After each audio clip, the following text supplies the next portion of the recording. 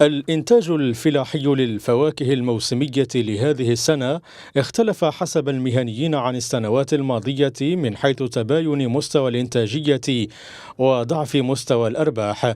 النموذج الأول من هذه المزرعة الفلاحية الخاصة بالبطيخ الأحمر بقرية ولاد صخر. كاين الفلاح اللي مسير مثلا 30 مليون، يا ربي يدي واحد 7 ملايين ولا 6 ملايين ولا فهمتي، وكان اللي ما يدي والو. كلشي كيتشكى من الزريعه. الدواء هذا العام الصير عندنا زائد على العامات اللي فاتوا. داري مثلا القطار كان كيدي 4 ملايين الصير ولا 5 ملايين الصير، هذا العام دوبليه. القطار كيعطيها 16 مليون 17 مليون، دابا هذا العام نص قطار ما عطانا حتى 4 مليون. حنا قال سيدي الزريعه راه مزيانه، مشينا درنا عطيناها البون عطينا هذه وما بغاتش تجي. ومن بدينا عليه بالسقا بقى يطردك الدلاع بوحدو.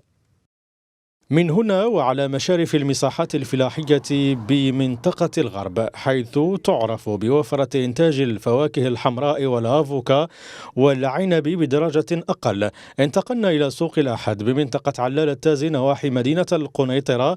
هذه المزرعة الخاصة بإنتاج الموز نموذج آخر لما تزخر به المنطقة من أراضٍ فلاحية تسمح بإنتاج أنواع مختلفة من الفواكه، لكن نمط الإنتاج الخاص بفاكهة الموز عرف تحسنا ملحوظا.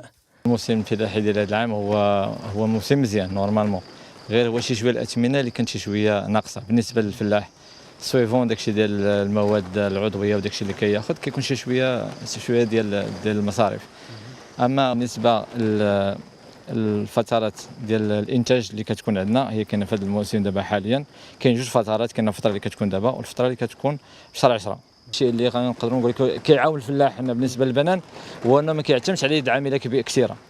ورغم ما تتوفر عليه المملكة من أراضٍ فلاحية غنية، إلا أن المشاكل المناخية كقلة التساقطات المطرية أو عدم انتظامها من جهة ونقص الجودة في بعض أنواع البذور وضعف التسويق من جهة ثالثة ساهم في إرباك سلاسل الإنتاج في بعض المناطق، معطيات دفعت المهنيين للمطالبة بدعم ومواكبة أكبر من وزارة الفلاحة للاستعداد لموسم قادم يمنون النفس بأن يكون أفضل لدعم السوق الوطنية وتعزيز دخل الفلاحين المغاربة.